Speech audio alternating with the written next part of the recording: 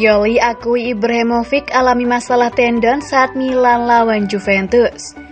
Bos AC Milan Stefano Pioli memberikan konfirmasi bahwa Zlatan Ibrahimovic mengalami masalah tendon dalam big match melawan Juventus di San Siro, Senin 24 Januari dini hari yang berakhir imbang 0-0. Rossoneri dan Bianconeri cenderung membosankan dengan kedua tim tak menampilkan performa yang mencerminkan betapa pentingnya pertandingan tersebut. Alessio Romagnoli dan kawan-kawan pantang membiarkan diri mereka menelan kekalahan kedua secara beruntun di kandang dengan Inter berhasil memenangkan laga kontra Venezia. Dengan kekalahan dari pasukan Massimiliano Allegri akan mengancam posisi mereka di 4 besar klasemen sementara Serie A. Salah satu situasi yang mengundang perhatian dalam laga tersebut adalah saat Ibrahimovic ditarik keluar 15 menit sebelum wasit meniup peluit akhir dan digantikan dengan Ante Rebic. Ternyata, legenda Swedia tersebut merasakan sakit pada tendonnya yang membuatnya tak bisa melanjutkan pertandingan hingga akhir. Hal tersebut diungkapkan oleh Pioli saat berbicara kepada DAZN pada akhir duel kontra Juventus tersebut. Saya tidak melihat Zlatan, dia mengalami rasa sakit pada tendonnya. Dia menyalahkan tanah di lapangan karena terlalu keras. Saya harap dia bisa pulih dalam beberapa hari ke depan, ujar sang manajer. Milan tentunya berharap Ibrahimovic tidak mengalami cedera serius sehingga ia bisa kembali merumput saat armada Pioli menghadapi Inter dalam derby della Madonnina setelah jeda internasional nanti, yang sekaligus bakal menentukan perjalanan mereka musim ini.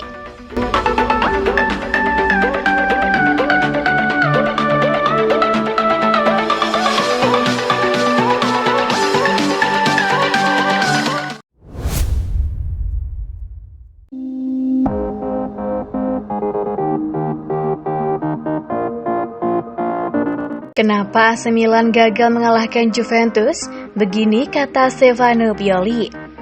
AC Milan melewatkan 3 poin yang berharga usai bermain imbang melawan Juventus dalam laga lanjutan Serie A Senin 24 Januari dini hari. Apa yang membuat klub berjuluk Rossoneri tersebut gagal menuai kemenangan? Rossoneri memiliki kans untuk menang yang cukup besar dari rival bebuyutannya tersebut. Lantas, mengapa mereka gagal meraihnya? Stefano Pioli selaku arsitek Rossoneri memberikan penjelasan kepada awak media di akhir laga. Masalah yang diungkapkan Pioli berkaitan dengan kurangnya presisi di kotak penalti lawan. Situasinya juga kian diperparah oleh kondisi lapangan yang menurut pria berumur 56 tahun itu dalam keadaan buruk. Kami sudah menunjukkan performa yang tepat untuk situasi dan lawan kami, tetapi kurang presisi di area penalti, ujarnya kepada DAZN. Keadaan lapangan yang juga tidak membantu membuat kami melakukan beberapa sentuhan pertama yang buruk.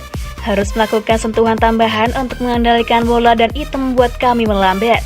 Lanjutnya, Pioli sudah melakukan perubahan untuk menjebol gawang Juventus dengan memindahkan Junior Mesias ke tengah, namun masih gagal menghasilkan gol.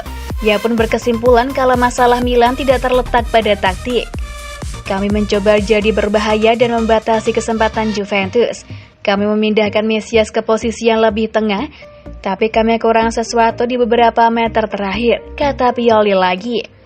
Saya tidak berpikir kalau ini adalah masalah taktik, karena kami bisa memasukkan pemain-pemain ke dalam kotak penalti, tapi karena kesalahan pada bola terakhir, pungkasnya.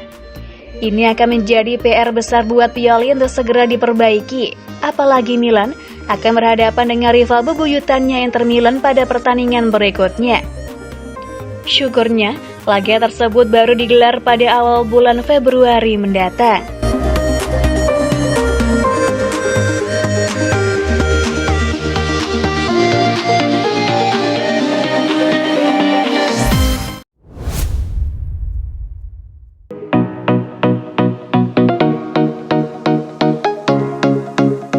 Maldini klaim negosiasi perpanjangan kontrak trio Milan berjalan lancar. Paolo Maldini tampaknya telah memberikan konfirmasi bahwa proses perpanjangan kontrak trio bintang AC Milan, Ismail Bennacer, Rafael Leao dan Theo Hernandez tengah berjalan dengan baik.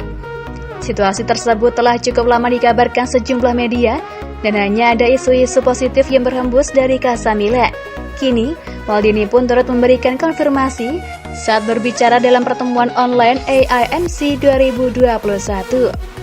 Pertama-tama, Tiga pemain yang Anda sebutkan memiliki kontraknya akan berakhir pada 2024, sehingga alaminya, layaknya pada pemain lain seperti Donnarumma, Kessie, dan Calhanoglu, kami memulai pada waktunya, tetapi tidak selalu mudah mencapai kesepakatan dalam negosiasi, ujarnya. Theo berjalan dengan sangat baik, pun demikian dengan Ismail, dan kami sedang berdialog dengan Rafa. Tujuannya adalah untuk segera memperbaharui kontrak dengan ketiganya. Tentu saja, mereka adalah pemain yang telah berperan besar, meskipun mereka masih muda, dan kami berpikir bisa memberi banyak dalam masa depan jangka pendek kami. Tentu saja akan sangat penting mengamankan perpanjangan kontrak ketiganya, mengingat mereka dianggap sebagai masa depan klub. Mereka jelas telah tampil dengan baik di lapangan dan layak mendapatkan kerjasama baru, mengingat sedikit gaji yang mereka terima saat ini. Namun kabar buruk disampaikan Maldini perihal peluang AC Milan mendatangkan pemain baru sebelum bursa transfer musim dingin berakhir. Ia mengungkapkan kalau Milan saat ini tidak membutuhkan penguatan di sektor manapun. Toh kami sudah berada di atas sana, dan saya percaya kami memiliki kedalaman skuad yang cukup untuk jadi penantang meski tanpa penguatan, kata Maldini lagi. Membeli pemain yang butuh waktu untuk beradaptasi, tidak bermain secara reguler buat klubnya dan mengisi ruang dari pemain yang benar-benar bagus dan bermain apik di situ, itu sesuatu yang harus difokuskan. Kalau untuk 7 atau 8 tahun ke depan itu sesuatu, tetapi sebuah peminjaman untuk beberapa bulan ke depan itu hal yang lain lagi, pungkasnya.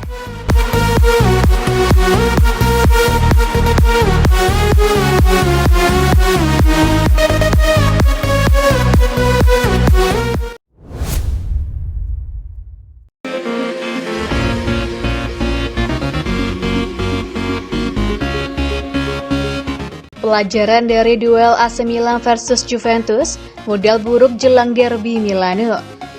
AC Milan gagal memetik 3 poin saat bersua dengan Juventus di San Siro, Senin 24 Januari dini hari waktu Indonesia Barat. Milan dan Juventus berduel di laga pekan ke-23 Serie A 2021-22. Pertandingan berlangsung sengit dan intens. Pasukan Stefano Pioli dan Massimiliano Allegri sama-sama adu serangan. Meski Milan terlihat lebih tajam, akan tetapi lini serang kedua tim sama-sama bapuknya. Sejumlah peluang tercipta namun gagal dimaksimalkan barisan penyerang kedua kubu. Pada akhirnya laga berakhir imbang 0-0. Dari laga ini, pelajaran apa saja yang bisa dipetik? Ibra cedera, waktunya Rebic bersinar. Di laga ini, AC Milan memainkan Zlatan Ibrahimovic sebagai starter. Namun ia cuma bermain selama 28 menit saja. Absennya Ibrahimovic ini memang cukup disesalkan, sebab ia adalah top skor tim dengan koleksi 8 gol. Namun Milan tak perlu risau, sebab mereka masih punya Olivier Giroud dan Ante Rebic. Khusus untuk Rebic, ini adalah kans baginya untuk bisa bersinar pasca pulih dari cedera paha. Dalam 3 laga terakhir Milan di Serie A, ia cuma tampil sebagai pengganti. Kini ia akan mendapatkan bermain sebagai starter lebih besar. Ia tak boleh menyia-nyiakan kesempatan ini, lagi pula dengan kehadirannya, permainan Milan akan bisa menjadi lebih cair dan lebih cepat. Modal buruk jelang derby Milano. AC Milan sebelumnya, dalam misi untuk mengejar Inter Milan, mereka punya kans besar menggusur Nerazzurri karena selisih mereka cuma 2 angka saja. Inter kemudian melebarkan selisihnya menjadi 5 poin setelah berhasil menang atas Venezia. Jadi Milan tentu saja berharap bisa menang atas Juventus. Nyatanya itu tak terjadi karena hasil imbang lawan Juve ini. Mereka kini memang terpaut 4 angka saja.